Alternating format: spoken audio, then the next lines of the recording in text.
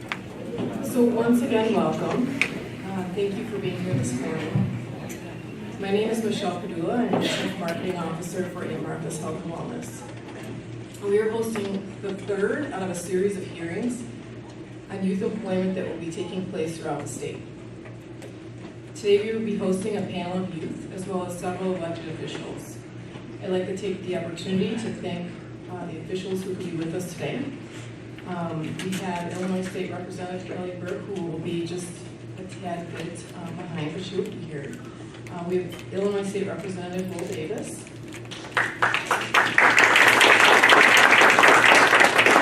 Yo.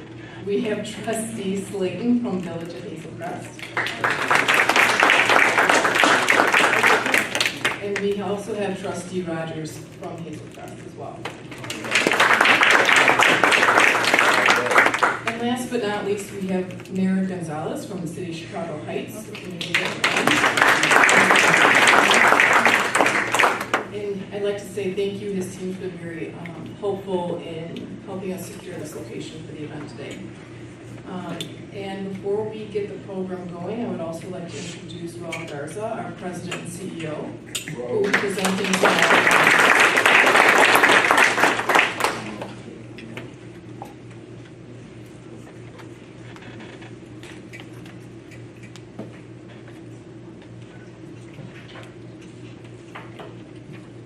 All right, good morning. How's everyone doing this morning? Good? Beautiful day. Hopefully everybody had a great weekend. I did not. I got in about 3 o'clock in the morning from a flight out east, and but I feel great. Hopefully I look good. Anyway, it's a great place to be. This is actually one of the two communities that Aunt Martha's really started its work 48 years ago. Part1 in Chicago Heights. And really pleased to have our elected officials. I don't think you'll find a harder working group than the trustees who are introduced. Mayor Gonzalez and State Rep Will Davis. So this work was really one of the hallmarks of Aunt Martha's. Youth employment, skill development, job skill education, and so for 45 years out of the 48 years that we've been in existence, this was one of the flagship programs of Aunt Martha's. And hundreds and hundreds of success stories as a result of coming through our program. And what I understand is that as the host organization, we get to say a little bit about ourselves, so just indulge me. Because we're very proud to be here in Chicago Heights and in the South Suburban community, although we're much more spread out now. We span the region across the state, from areas like Rockford all the way down to Danville, up in Carpentersville, Aurora. And it's not just limited to 4 walls. I mean, we're very significantly into telehealth, telepsychiatry, and we'll be launching teledental in the next several months. Because people can't always get to the services they need. So we have to innovate and figure out how to get to those people where they need services. And, the goal of the program, this particular program, the work development program, is to really help young people develop skills so that they can go out into the job market and compete, be competitive, and really be fulfilled about what they're doing. And I think we've done that well. I think this past year we placed over 90% of the youth who went through the program into jobs. But we all know that having a job is one element of our life. And I think our approach has been to integrate everything else that a young person would need, or anyone would need, to not just sustain that job, but to feel good about their life. And that could be by way of healthcare, it could be by way of supportive housing, it could be by way of if somebody's struggling with a substance abuse addiction, that we're able to provide care. And all these social determinants that I'm describing are actually the profile of a young lady that we served in the last year. So not only did she come to us for job support, job skill development support, we also assessed her for other challenges she was dealing with. And what I'm proud of is that we've been able to wrap what we do at Aunt Martha's, which back then, when we started the program 45 years ago, was called Aunt Martha's Youth Service Center. And how it's evolved 45 years later, is that it's now Aunt Martha's Health and Wellness.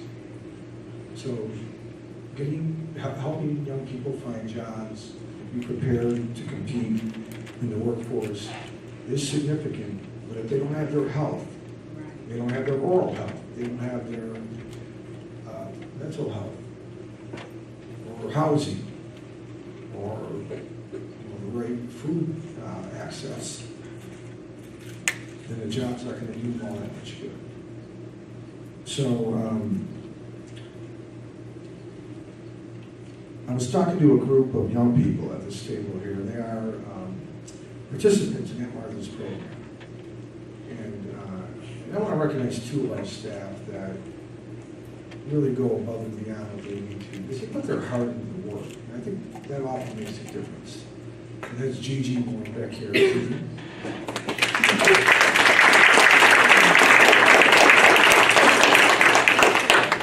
And Larry, where's Larry? He's picking up toward you. Okay, see, that's my point. Always working. I don't even think they see this as work. I think they see it as their passion, their lane. And I certainly believe that, but it came across when I was talking right before I came out to this group of 5 young, impressive, progressive people. All diverse backgrounds, all diverse ambitions. One gentleman wants to be a nuclear submarine officer. The other gentleman just went to Dallas, where he participated in a national business conference where he was recognized. One young man wants to be a chemical engineer. The young lady here wants to work in biosciences. And Christian, the young man here, wants to be a politician. We've got a great room of politicians.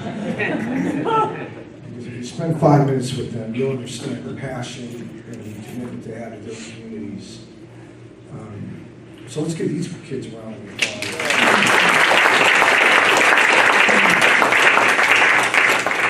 Very impressive. And I would consider all of them a success story. Many of them have been in the program 3 years. Going in their 4th year, and I asked them if they got what they wanted out of it, or what can we do better? And I think a couple of them said, we would give it a 10 out of 10. And I think what's also important to know is that not every youth will go down a typical pathway for what life will be. Some kids want to go right into college. Some kids need the experience of working. And honestly, I don't think there's anything wrong with either pathway. Depends on where that young person is in their life. And I'm a living testimony of that. They were surprised to hear that I graduated from Blue Trail High School, which is not far from here. And when I graduated, I really didn't have a sense of who I was or what I wanted to do.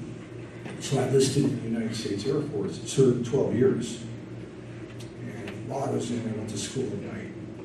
And it came to Aunt Martha's. So for me, that wasn't necessarily a typical pathway.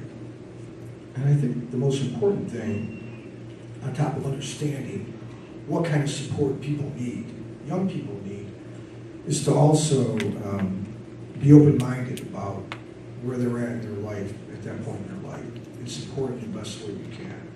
Whether we're an organization like Aunt Martha's, whether we're a task force like we are here today, because support is necessary. And I would say the second thing that's really most important, and not necessarily in that order, probably even more so, is to be here today and to listen. To listen what it is they want to share with us about what they need. Because one of the hallmarks of Aunt Martha's is that it's always listening to young people. And so moving away from Aunt Martha's Youth Service Center as a corporate name has not moved us away from our focus. Our focus is about health and wellness, and that encompasses everything that a young person or anyone would present with. In our commitment and our effort would be to try to help them either find the services within Aunt Martha's or find them outside of Aunt Martha's. Our success is really contingent upon our partnerships. So organizations like the Minnehaha Holdings Company are important, the Market Park District, State Farm, the Village of Park Forest, the Destiny Business Center, our Loving Arms Daycare, Gilead Management, the Red Dragon Martial Arts Academy, Roadrunner Driving Academy, and the Villa Nursing Home, as well as the communities that are represented here today by our trustees. Without those partnerships, we can't be as successful in working with young people. So thank you. Let's recognize those people as well.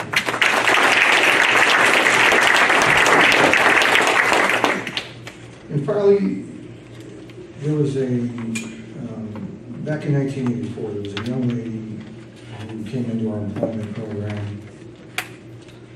So this is 34 years ago. It was 35 years ago.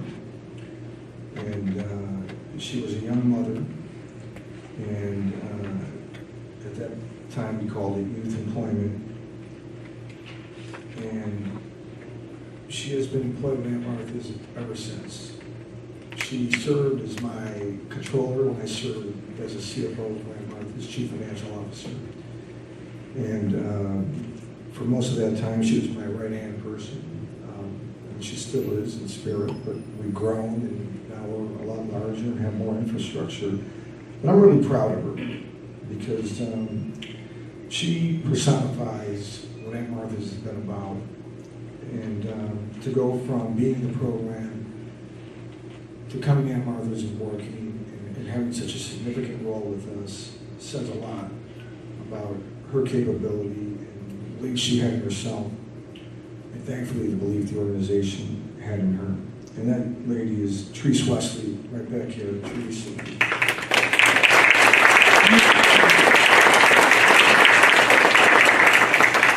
Therese, you want to come up and make some remarks?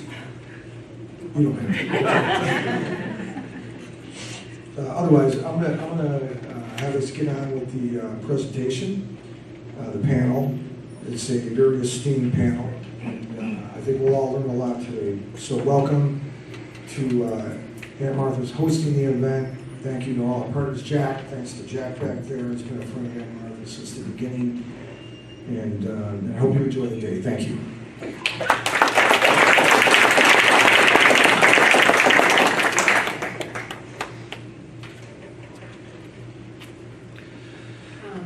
Representative Davis would like to say a few words.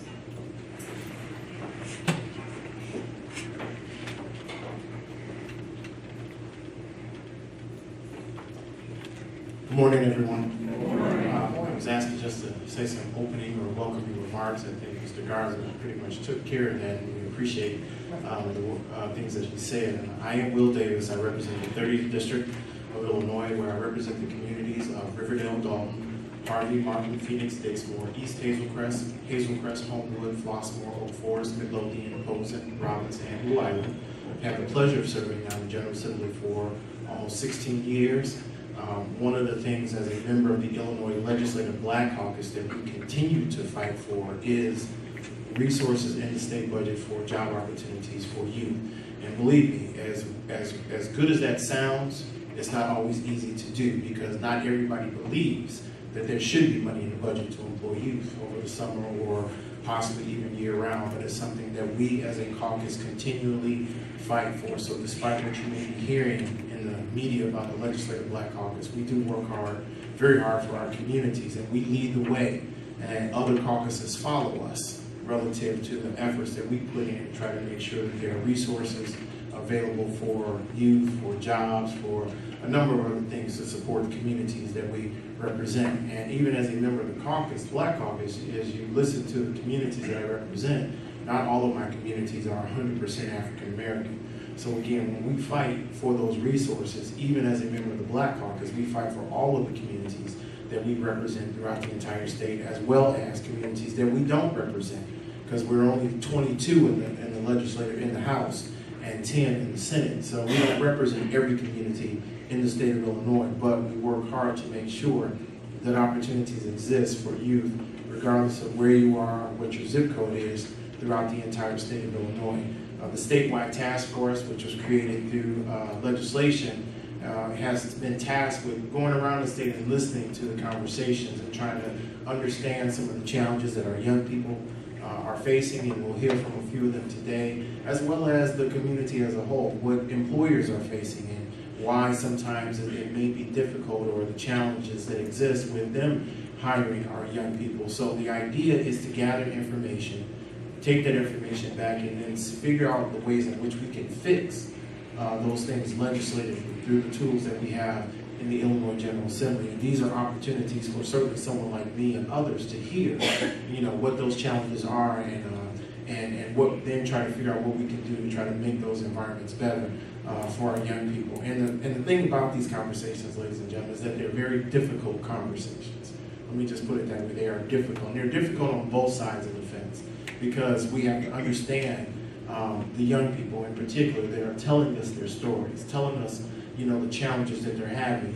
They are living lives. They have families. They are trying to stay out of the correction system, and sometimes without that job opportunity, without a consistent job, it is difficult for them to stay out of that system. And even with our employers, it's a difficult conversation for them as well, because they will talk about, in my opinion, they will talk about how we as a state interact with the business community, and sometimes they feel that we don't offer them all the tools necessary to be able to help and employ young people. So it's a little bit of a battle back and forth, but it's one when we are working together, when we understand everyone's position, and when we are using the legislative process to our benefit. The reason I say that is because I am a Democrat.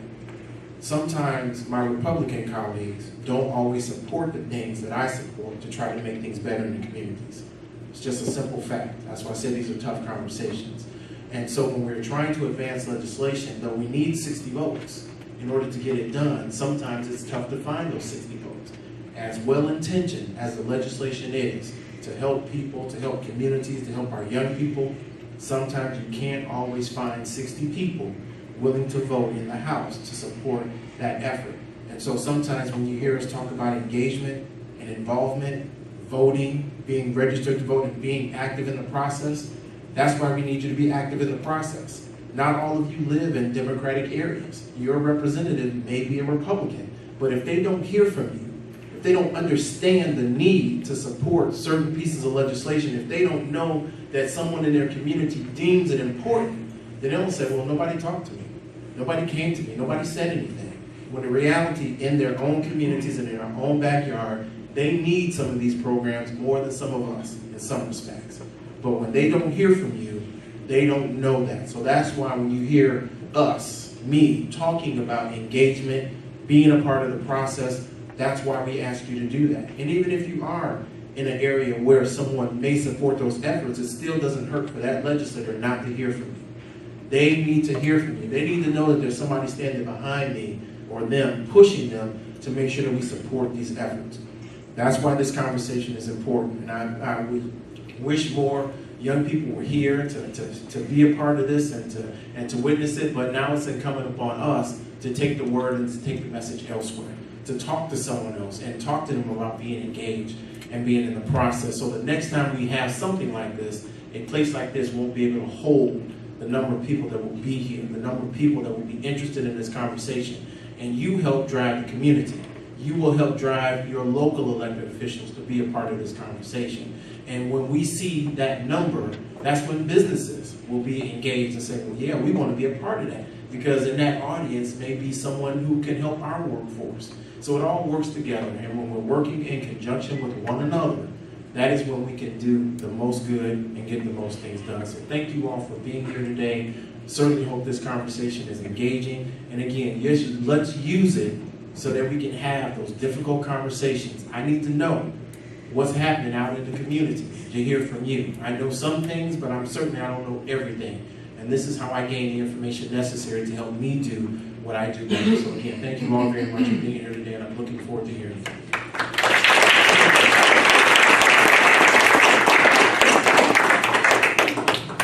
Thank you, Representative Davis, for that lesson in civic engagement that I think we all should heed. My name is Kenny Martino Casio, and I'm a proud member of the N. Martha's Health and Wellness team.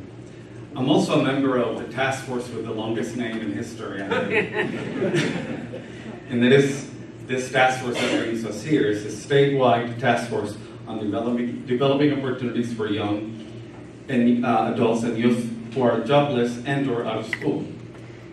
So with that large name, we have a large task. And our task is to examine policies, programs, and other issues related to developing a variety of successful approaches using best program practices for out of school and jobless youth students with the goal to improve their education, work-related, and social development skills so they can successfully enter the workforce and become positive adults. So it's a very lofty goal.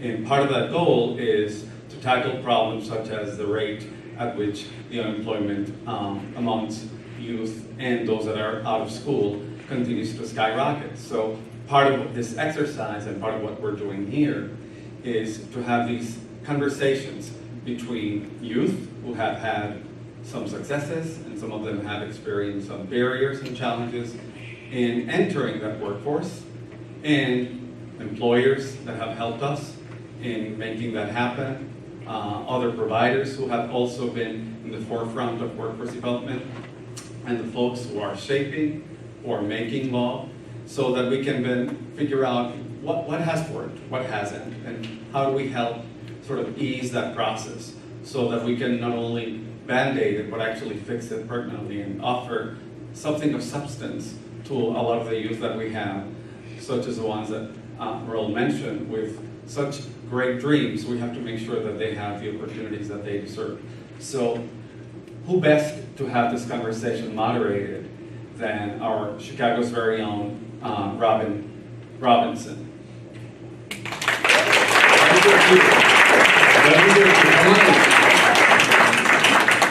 Thank you so much. Usually sometimes people start reading the whole resume, sounds like I couldn't hold a job. Thank you so much for having me here today. Everybody pretty much, maybe not young people, y'all don't watch TV that much. My history in Chicago is as a storyteller. And I found myself doing the same stories over and over again, and they had something in common. Our representative talked about hard conversations. You didn't really go there all together, right? We talk about who's unemployed, where they're unemployed. Let's be serious, let's be courageous. We are talking about black and brown people, mostly male. And it's reflective of disparities in other parts of our society. I get because I don't know if you all know, I have a new job at the Chicago Police Department. This morning I'm off, I'm not here on city time. But I get information that disturbs me. We are working with the Cook County Health and Hospital Systems and the Chief Judge's Office to try to divert more people from incarceration to treatment. Because the vast majority of interactions with law enforcement involve some sort of mental health issue. How to deal with those in an appropriate manner. Someone who's suffered from a mental health issue, putting them in a box and locking them up is not generally the best treatment. In fact, it makes things worse and ensures that they return. It creates recidivism, it creates a cycle, it creates its own reason to be. And unless you're invested in prison, that's not a good thing. So the Cook County Jail this morning, as we speak, those in confinement, not in community confinement, 73% African American, 17% Hispanic. 27% are under the age of 25. 39% are 25 to 34. That means when they were out of work, out of school, they ran out of time and did something else. The motivation for the work that you're doing, just doing the right thing, should be enough. But I love how the Research Commission has also shown the financial cost, so that those who don't understand it as the right thing can understand it as the smart thing. That if you raise those that are at the very bottom attempting to find work and better themselves, you raise everyone. You create consumers and producers. I love the idea of how much you will pay in income tax if you make more money. And it got me to think, I think I paid about $4 million in income tax over my lifetime. I used to make a lot of money, right, in TV news. And I never thought about it that way and what my contribution was, right, to the pot that helped create a more equitable society that let all people have a decent life, even if they weren't able to, like I was, have the privilege of being educated and getting a high-paid job, take care of my family and some other families, right? I never complained about the amount of taxes I paid. But at my highest income, I do remember one year saying, dang, I paid $271,000 in taxes. To which someone said, yeah, but that means you made it. And then I said, okay, all right, I got it, right? So you can count what you have, not what you wish, didn't go away. And I think that the idea that I don't want to live someplace where I'm the only one doing well, right? I want everybody to do well. And it really is true that these young people face a different world than we did. And so just to get to know each other a little bit, as briefly as possible, and I do this everywhere I go because I think it helps us understand where we're coming from. I want to just hear where your first job was.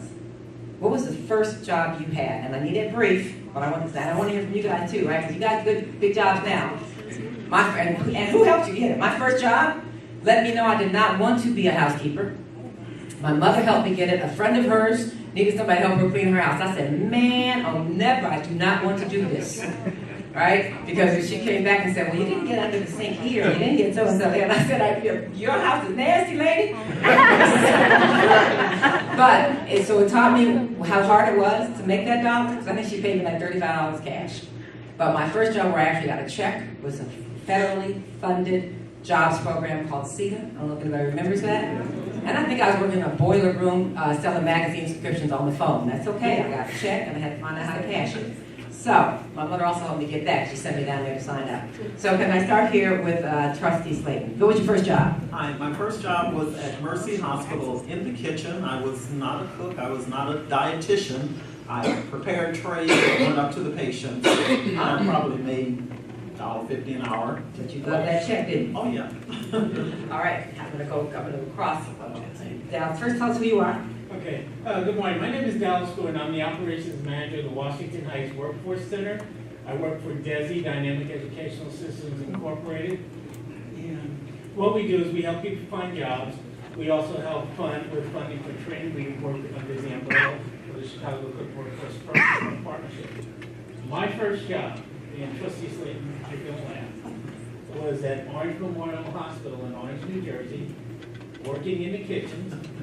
And the trays that you prepared, I went back up to the room after they were done with it.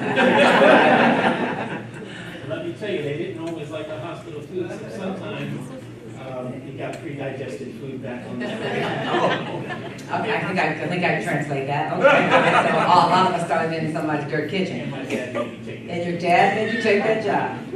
Kelly. Hi. Kelly Berg, State Representative for the 36th District.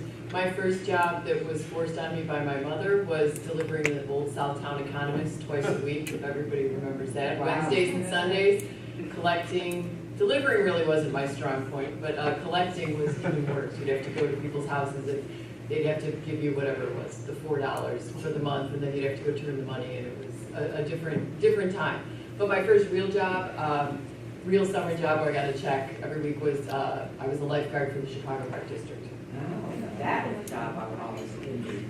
Hello, my name's Amai Lacey, and I'm with Aunt Martha's. And my first job was City Trends in Madison. I didn't like that because, everybody puts something where it is not supposed to go. And I always had to either put it back, and I'm like, you know what, I'm going to appreciate Walmart and all those places more because it was a mess. If the shop was weird, we're the messy ones. Yes. Guilty. David Gonzalez, I'm a CPA. I'm also the mayor of the city of Chicago Heights. First job was busboy dishwasher at Sears Park Forest Plaza. They had a nice little restaurant there, and was happy that I finally had money to spend on my own. Sorry. My name is Nicholas Hope. My first job was, I had started my own landscaping company, and so I had like 3 or 4 lessons, so I just did that. Oh, very good. Entrepreneur.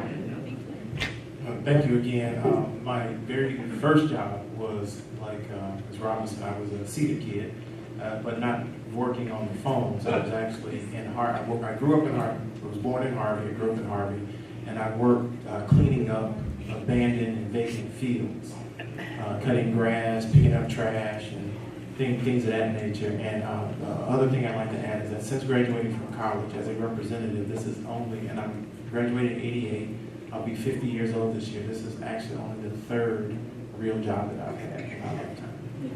That means you can hold a job. Good morning, everyone. My name is Pamela Williams. I'm with Business and Career Services, and my very first job was with Aunt Martha's Youth Service Center. I was a receptionist at the very first office in Part1 under the leadership of Mary Ponte. All right. Good morning, everyone. My name is Keith Lott. I work with community outreach and general assistant in Bloom Township.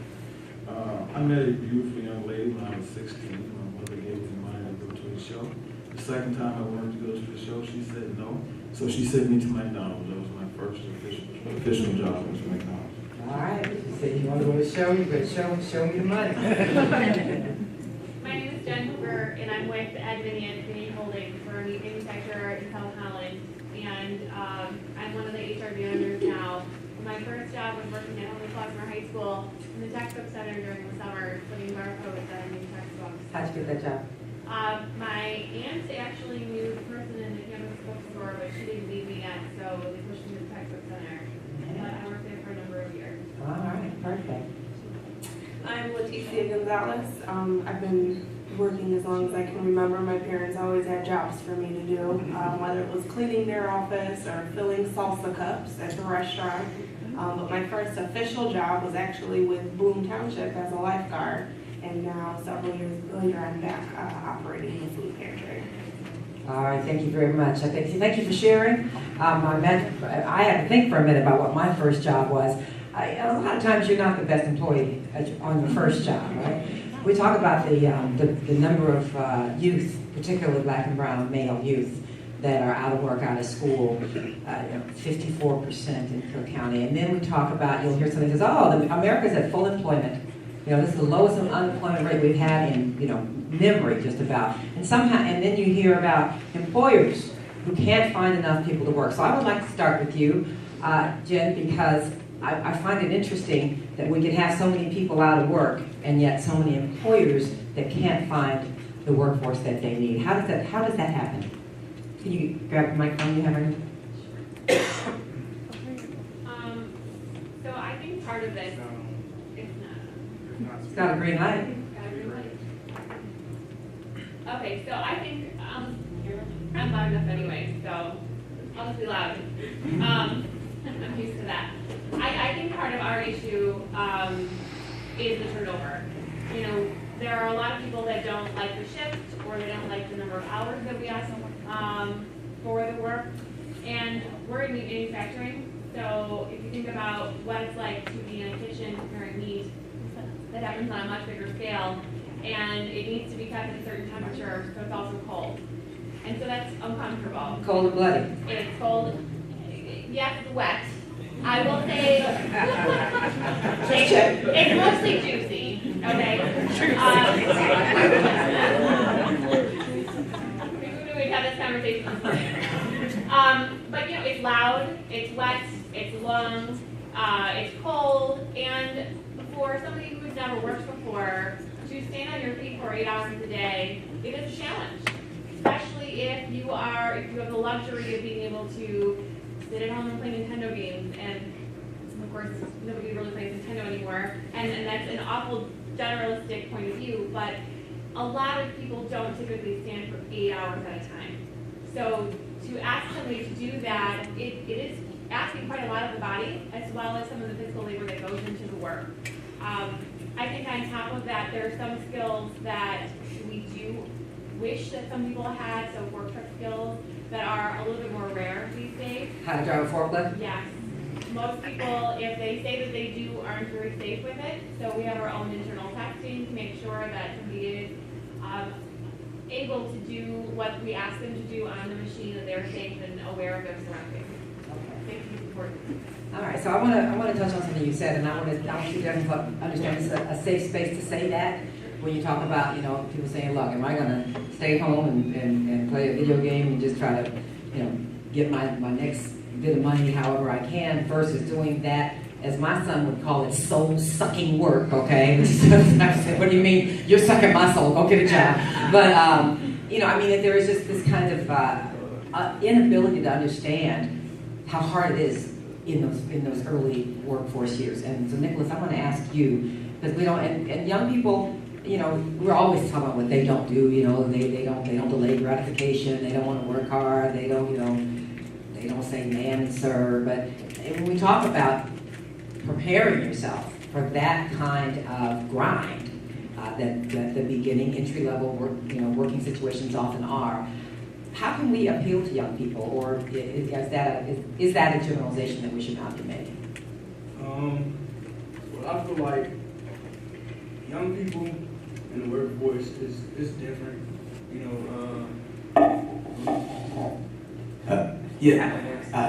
So young people in the workforce, I feel like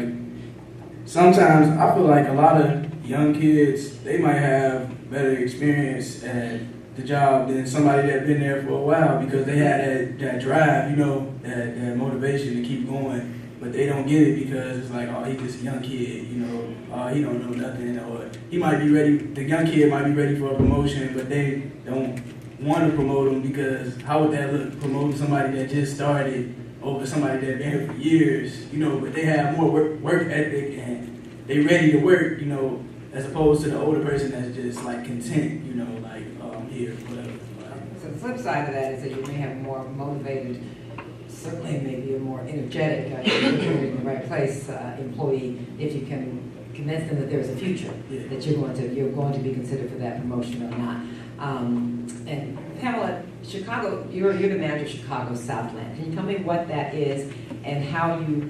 That's why people call this the out of work, out of school youth, opportunity youth. Because if there are jobs available and there's an opportunity to marry that supply and demand, what is your feeling about how we have that gap and how we can close it? So Business and Career Services is an organization, a workforce development organization that addresses the concerns of youth.